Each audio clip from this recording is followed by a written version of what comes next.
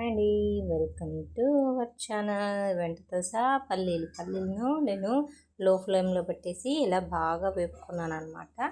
లో ఫ్లేమ్లోనే ఉండాలి స్టవ్ అనేది. ఎప్పుడైనా లో ఫ్లేమ్లో పెట్టి ఇలా బాగా వేపుకోవాలి.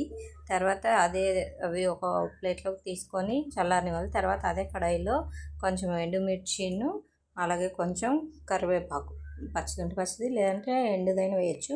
పచ్చిది వేస్తే టేస్ట్ బాగుంటుంది. సో ఇలా కరివేపాకు వేసిన తర్వాత ఆ రెండింటిని బాగా కొంచెం ఫ్రై అవ్వనివ్వాలి. ఎక్కువ అవ్వద్దు, అన్నీ లో ఫ్లేమ్లోనే ఫ్రై చేసుకోవాలి. తర్వాత అయితే ఇప్పుడు వచ్చేసి కొంచెం జీలకర్ర వేసి మొత్తం అన్నీ మూడు బాగా ఫ్రై అయ్యేటప్పుడు కొంచెం స్మెల్ అనేది బాగా వస్తుంది. ఆ టైంలో ఆపేసి చల్లారనిచ్చాలి. తర్వాత ఇప్పుడు ఒక మిక్సీ జార్ తీసుకొని ముందుగా ఆ ఎండుమిర్చి వాటిని గ్రైండ్ చేసుకోవాలి. తర్వాత వచ్చేసి పల్లీలను కూడా వేసేసి గ్రైండ్ చేసుకొని తర్వాత కొంచెం సాల్ట్, వెల్లుల్లిపాయలు వేసేసుకుంటే పౌడర్ అనేది రెడీ అయిపోతుంది. ఇది రైస్లో దేంట్లోకైనా చాలా బాగుంటుంది.